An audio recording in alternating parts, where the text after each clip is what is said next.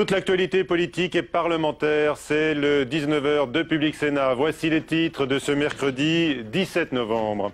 Nicolas Sarkozy attend de son nouveau gouvernement une unité sans faille. Lors du premier Conseil des ministres, le chef de l'État a redit quelles étaient les priorités, notamment la réforme de la fiscalité avec la suppression du bouclier fiscal et de l'impôt sur la fortune.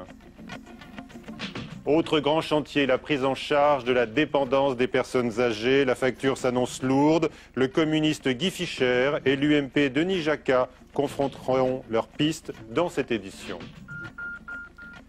L'affaire Karachi, relancée par Charles Millon, jusqu'à prendre les allures d'une affaire d'État, l'ancien ministre de la Défense de Jacques Chirac confirme les rétrocommissions en marge de la vente de sous-marins au Pakistan.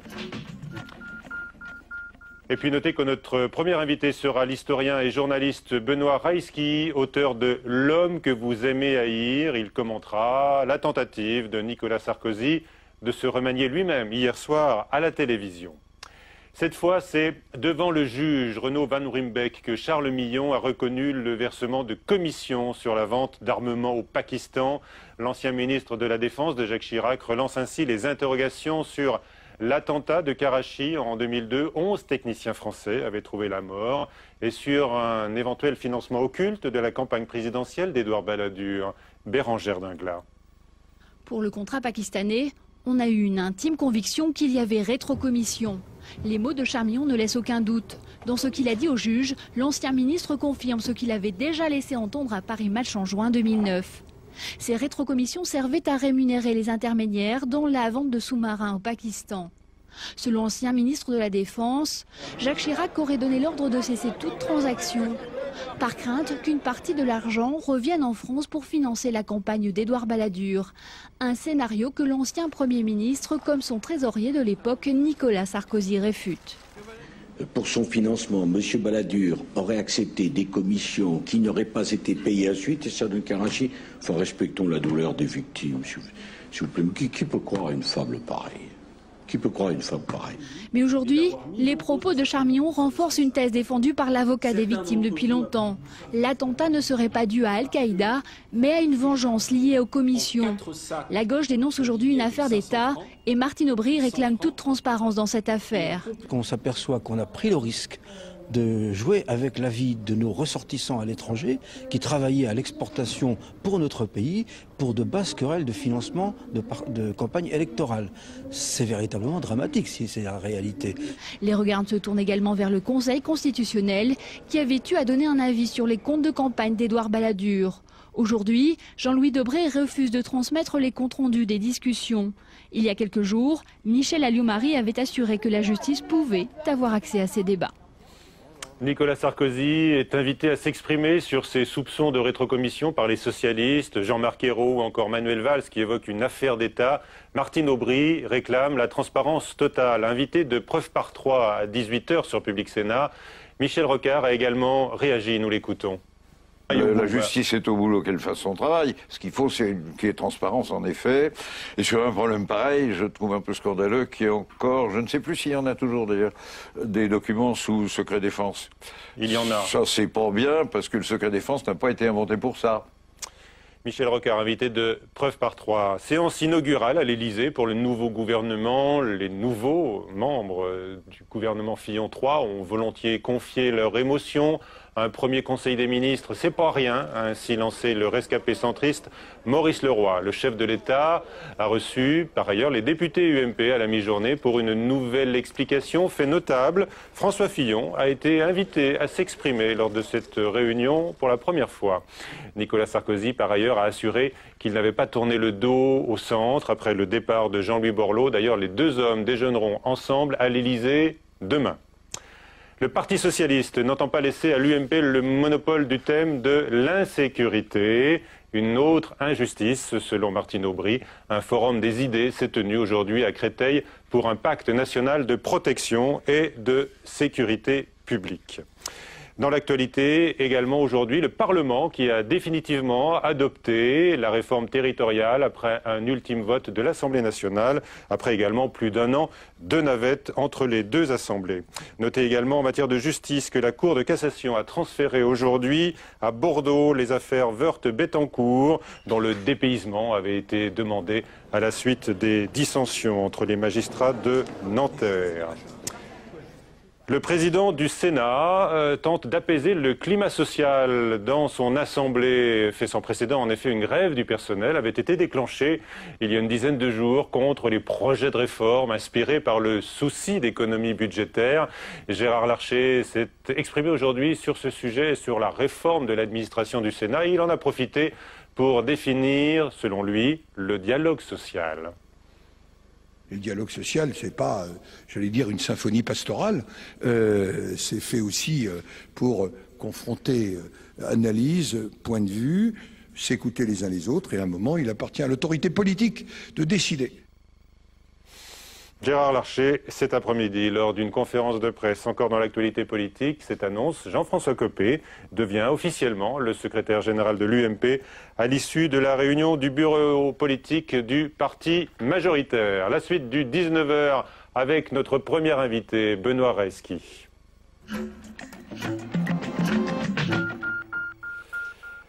Bonsoir Benoît Reski. Bonsoir. Vous êtes l'auteur de L'homme que vous aimez haïr, un livre sur ce que vous inspirent les anti-sarkozystes les plus virulents, n'est-ce pas? Hier soir, à la télévision, le chef de l'État, venu expliquer le remaniement, s'est aussi beaucoup remanié lui-même, comme l'ont constaté l'ensemble des observateurs de la presse ce matin. Simon Barbarie. La salle du Conseil des ministres, les dorures et les lustres de l'Élysée en toile de fond. Claire Chazal, Michel Denisot et David Pujadas alternent les questions. 3 journalistes et un président. Nicolas Sarkozy n'a pas l'avantage du nombre et s'excuserait presque devant Claire Chazal. Pardon de vous le dire, ce n'est pas exact. L'ouverture n'est pas Ce n'est pas exact. Permettez-moi de vous dire. Qui sont les ministres d'ouverture? Ah ben, pardon. La modestie, point d'orgue de l'intervention présidentielle. La voix est détimbrée, le débit lent. La réforme des retraites a été adoptée il y a moins de 15 jours. Le Conseil constitutionnel l'a validée un jeudi, si mon souvenir est exact. Hier soir, Nicolas Sarkozy s'est aussi essayé à un nouveau style, l'autocritique. Peu coutumier du genre, il va même jusqu'à reconnaître à demi-mot certaines erreurs.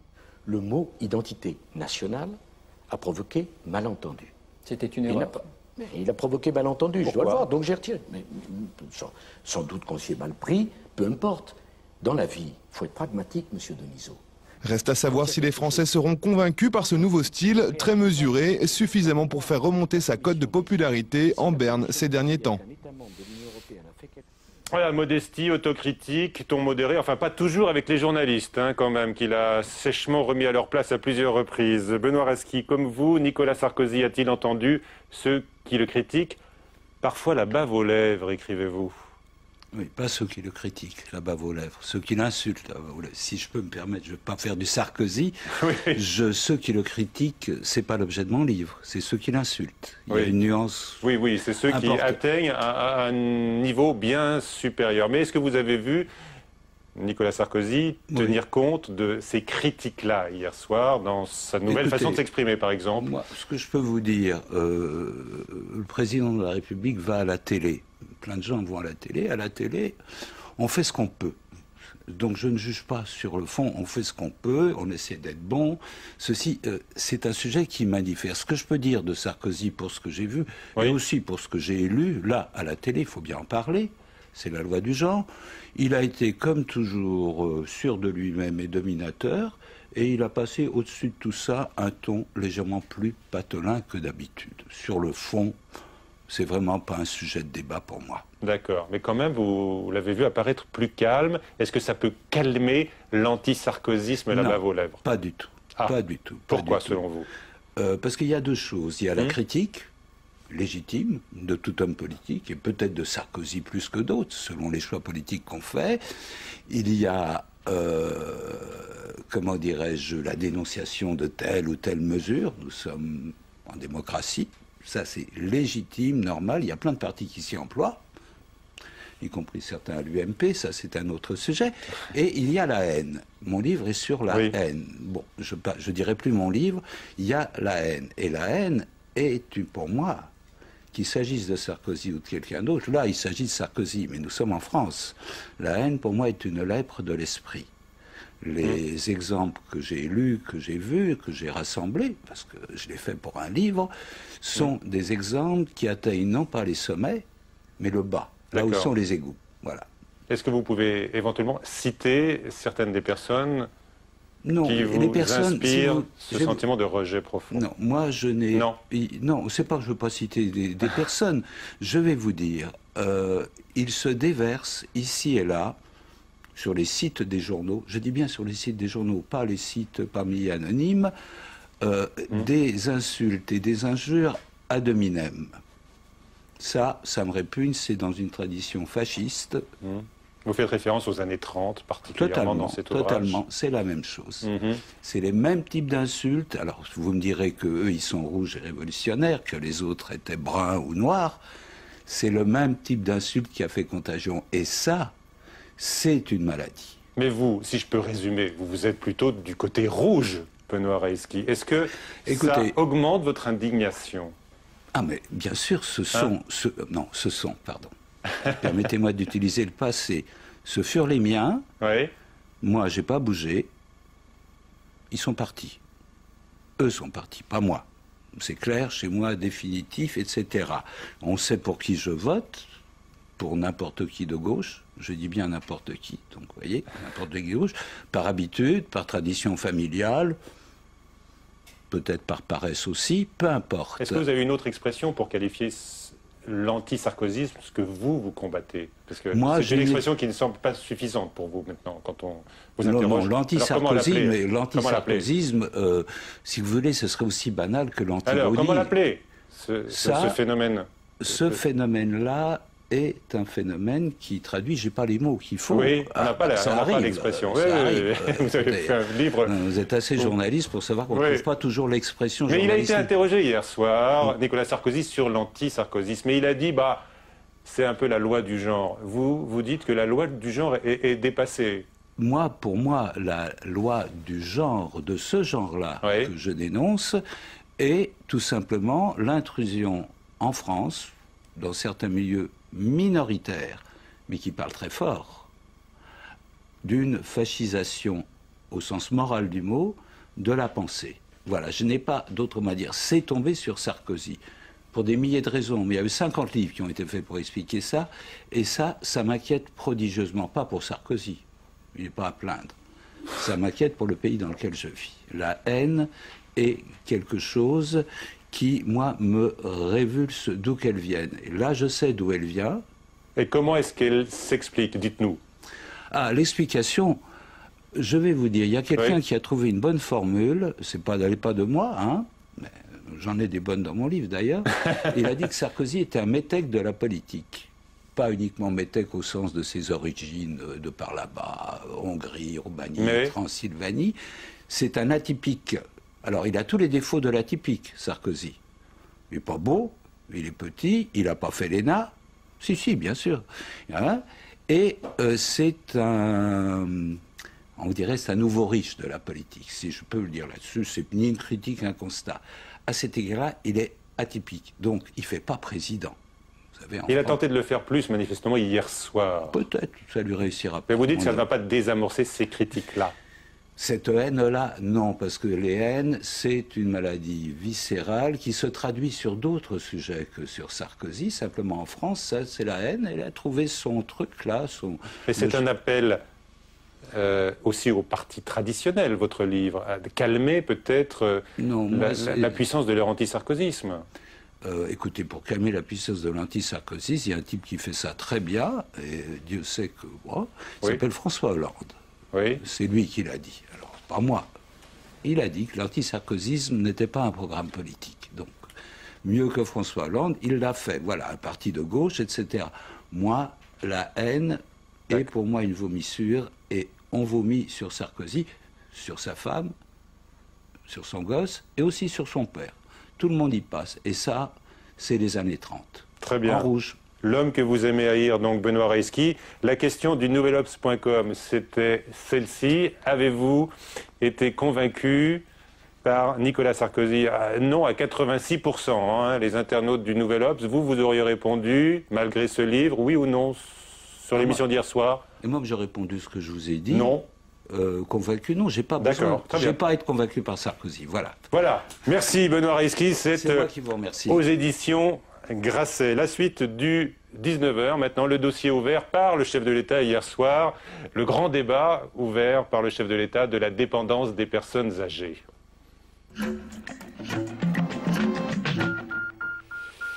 Un débat est donc lancé, il sera orchestré par Roselyne Bachelot pour trouver les moyens de financer la dépendance. Question cruciale, bien sûr, avec l'allongement de la durée de la vie. L'effort nécessaire pourrait être de quelques 5 milliards d'euros par an. Flora Sauvage, avant nos deux invités. 2 200 € par mois en moyenne, aide comprise, c'est le coût d'un hébergement en maison de retraite. Avec l'espérance de vie qui augmente, en 2060, le nombre de Français de plus de 75 ans pourrait être de 17 millions. Le débat sur la dépendance et la perte d'autonomie a été relancé par le président de la République hier soir. Une personne âgée sur 4 deviendra un jour dépendante. C'est un enjeu de plusieurs dizaines de milliards d'euros et c'est un enjeu dont le coût croît régulièrement parce que le nombre de personnes âgées dépendantes croît. Aujourd'hui, ce sont les départements via l'APA, l'aide personnalisée d'autonomie, qui paient une partie de la facture. Mais demain, cela ne suffira plus pour financer la dépendance. Certains sont partisans qu'au-delà d'un certain revenu, les personnes contribuent eux-mêmes à financer leur fin de vie via des assurances privées. Les personnes, à un certain moment, paieront tous les mois une toute petite somme pour faire en sorte que lorsqu'ils seront dans une situation potentielle de dépendance, tout le monde ne le sera pas forcément, ils pourront couvrir cette période de fin de vie. Les assurances privées se frottent déjà les mains, mais le président socialiste de l'Association des départements de France craint que ce soit au détriment de la solidarité nationale. Si l'on parle de risque assurantiel, avec des recours à assurance privée, le recours sous succession, un certain élément de cette nature, nous estimons par avance que ce ne sont pas les meilleures voies à investir dans le cadre du débat. Dernière solution pour financer la dépendance, augmenter la CSG ou encore créer une journée de solidarité nationale. Avec nous donc Guy Fischer, bonsoir, sénateur communiste du Rhône, et qui sort à peine du débat sur les retraites. Et là vous voilà m'engager sur le débat de la dépendance. Et Denis Jacquat, député UMP de Moselle et vice-président du groupe d'études sur la longévité. Sachant que la mission sénatoriale d'information sur la dépendance voit ses travaux prolongés aujourd'hui. Une donnée heureuse, on vit donc de plus en plus vieux. Un effet comptable, la prise en charge de la dépendance va coûter de plus en plus cher. Bon, c'est déjà un constat partagé par vous deux, Guy Fischer. Oui, ça c'est évident. Je crois que l'on ne peut absolument pas contester que l'espérance de vie, d'une part, en bonne santé, et d'autre part, la dépendance, eh bien, coûteront plus cher.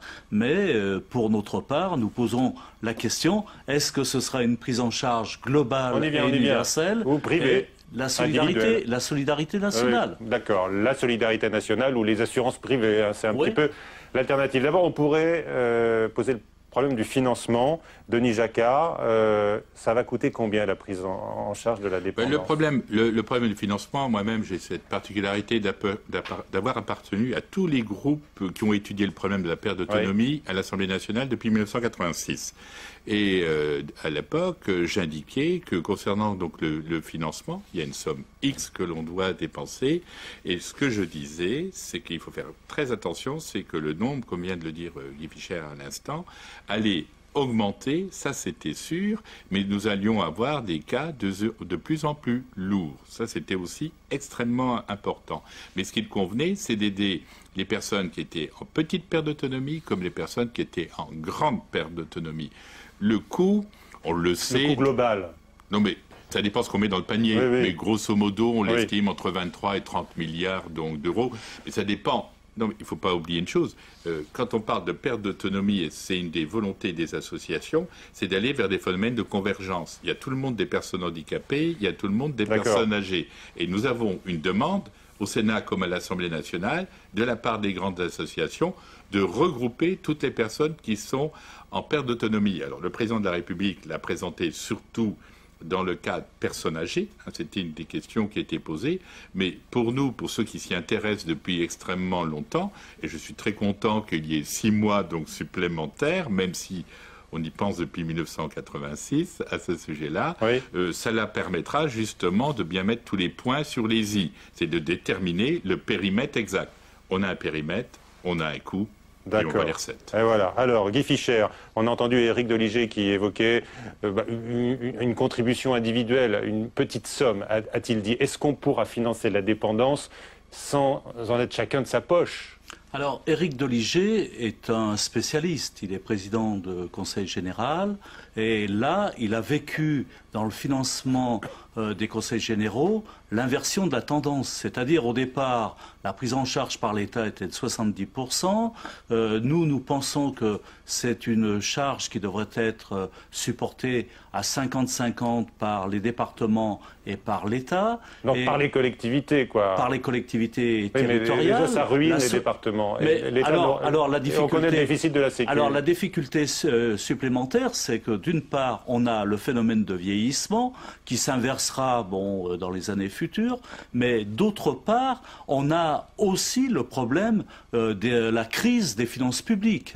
Donc, c'est un problème réel de savoir qui va financer, et c'est dans ce sens-là, nous disons qu'il y aurait peut-être des pistes à suivre par un financement, par une imposition des revenus financiers, donc toute la partie que nous avons largement développée dans le PLFSS pour son financement, notamment sur comment faire payer un peu plus les revenus financiers qui explosent. Est-ce que ça pourrait suffire ? Mais de toute façon, concernant... Oui ou non, selon vous? Est-ce que vous prenez des assurances privées, par exemple? Non, le problème de l'assurance privée ne peut être que complémentaire. L'assurance privée ne peut pas se substituer à l'APA. C'est clair et c'est net. On a eu une mission à l'Assemblée nationale, j'en faisais partie, qui était président de rapporteur Valérie Rousseau-Debord.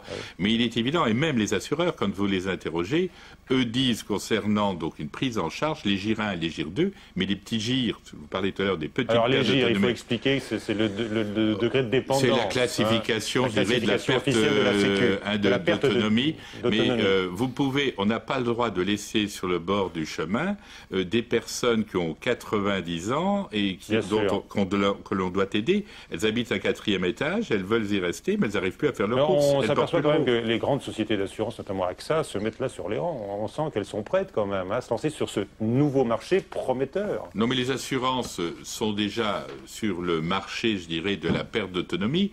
Il y a, si j'ai bonne mémoire, 5 millions de personnes dans notre pays qui ont déjà souscrit une assurance dépendance ou une assurance perte d'autonomie. On a prêté peut-être l'attention au chef de l'État ou à d'autres ministres de la rendre obligatoire, cette assurance supplémentaire. Non, dans la mission de Valérie Rousseau-Debord... Pardon. Non, dans la mission de Valérie Rousseau-Debord, elle proposait de substituer donc l'assurance à l'APA. Moi-même, on fait partie d'une mission, il y a une majorité de personnes qui font dans un sens que de l'autre. Mais ce que moi je disais, c'est dans le rapport, je suis plus pour une cotisation qu'un système assurantiel. Ce qu'il faut, c'est une APA publique, forte, pas trop chère, solvable, tous les adjectifs peuvent être mis, mais il peut y avoir une complémentaire faite par le milieu de l'assurance. Alors, pour notre part, nous sommes pour une protection sociale et notamment pour l'autonomie, que cela soit réintégré véritablement dans notre système de protection sociale. Alors, il y a la discussion sur un 5e risque ou une 5e branche. Est-ce que ça n'aboutit pas à ça, votre proposition, la création d'une nouvelle branche de la Sécu spécifique? Alors, pour moi, c'est cela vers qu'il faut aller. Parce que dans le même temps... on connaît déjà les difficultés financières des autres branches. Écoutez, je crois qu'aujourd'hui, il faut dire les choses clairement, le système assurantiel qui est en embuscade. Il y a 4 ou 5 grands groupes qui voient leur part de marché progresser. Il y a une perspective de profit, là? Alors, il y a vraiment des sources de profit, puisque pour les principaux groupes, dans les résultats semestriels, c'est des progressions de l'ordre de 7%, 16,5%, 10,7% et 16,1%. Donc, c'est un marché très profitable. Et aujourd'hui, nous disons qu'il n'est pas possible que l'on alimente par des produits financiers un secteur qui doit relever du vieillissement. Parce que le vieillissement, c'est bien, on arrive à l'aboutissement d'une vie de travail. Mais s'il s'agirait d'une assurance complémentaire, éventuellement. Alors là, aujourd'hui, nous sommes contre finalement cette ouverture au marché financier, car de toute évidence, il faut véritablement que l'on puisse débattre au niveau de la solidarité nationale. On sait que, par exemple, la mission qui est menée par M. Marini et M. Vassel, il y a cette ouverture vers le marché assurantiel. Et vous allez la combattre? On ne va pas la combattre, on va la dénoncer, pour le moins. On va discuter, argumenter pour montrer que là aussi, on va vers une privatisation. D'accord. Alors ça, c'est un point de clivage important et de réflexion qui va se poursuivre évidemment. Il y a d'autres solutions qui sont avancées par certains pour permettre à l'État ou au département de financer cette dépendance. Par exemple, ce qu'on appelle le fameux recours sur succession, qui d'ailleurs a été évoqué hier par Nicolas Sarkozy. Qu'est-ce que vous en dites les uns et les autres? Donc l'idée, c'est que l'État se rembourserait sur l'héritage de la personne, une fois celle-ci décédée. Monsieur Jacquat, qu'en dites-vous? Oui, moi, je connais bien le problème parce que j'étais le co-auteur de l'amendement concernant donc la suppression du recours sur succession à l'époque. Parce que beaucoup de gens ne prenaient pas d'aide à domicile parce qu'ils avaient peur que leurs enfants n'aient plus d'héritage. Mais l'héritage, des fois, c'était une table et deux chaises. Il faut bien le savoir, c'était psychologique. Donc moi, à l'époque, je me suis battu. Et quand les enfants ne veulent pas prendre en charge le coût de la dépendance? Non, mais tous les enfants n'ont pas de l'argent. Non, il y a de l'aide sociale qui existe et qui fonctionne bien. Le problème, il n'est pas pour les plus riches ou les plus pauvres. L'idée d'un recours sur succession, Non, de toute façon, l'ensemble de l'argent qui proviendrait, je dirais, d'un rétablissement sur le recours sur succession, il est évident, n'arriverait pas à combler les sommes nécessaires. Ça, c'est évident. Une étude avait été faite dans le Bas-Rhin il y a un certain nombre d'années. Les coûts administratifs coûtaient plus cher que l'argent qui avait été récupéré. Ça, c'est certain à ce propos. Alors, dis-moi combien tu as, je te dirai combien je te donne. Et le recours sur succession, c'est un peu ça. Alors, j'ai été pendant... C'est pas forcément comme ça qu'on présentera le marché. J'ai été pendant très longtemps conseiller général du Rhône, 26 ans, et j'ai vu expérimenter cela. C'est-à-dire que dans l'attribution notamment et la constitution de demandes d'APA, il y a un dossier, pour ce qui est du département du Rhône, donc un dossier qui est constitué et qui prend en compte véritablement le patrimoine de la personne âgée. Et à partir de là, on demande par finalement une négociation, que c'est traumatisant, c'est traumatisant. C'est très traumatisant et l'APA sera plus ou moins importante selon la possibilité pour le Conseil général de récupérer une certaine sa mise de départ. Et ça, j'y suis absolument contre. Comme Denis Jacquat, je me suis prononcé contre le recours sur succession. C'est un débat qui va revenir, qui sera au cœur des discussions. Et à partir de là, ce sera un vif débat parce que là, on verra très vite, compte tenu des difficultés pour les départements de participer au financement de l'APA, que ce seront des pistes à suivre. En tous les cas, vous saluez tous les deux ce grand débat qui va s'ouvrir pendant 6 mois. Il est nécessaire. Il est nécessaire. Merci, messieurs, d'avoir participé à cette édition du 19h à 22h. Sonia Mabrouk pour le prochain journal de Public Sénat. Je vous rappelle, le fil permanent, politique et parlementaire sur publicsénat.fr. Tout de suite sur LCP, Assemblée nationale. Question d'info avec Manuel Valls. Bonsoir à tous.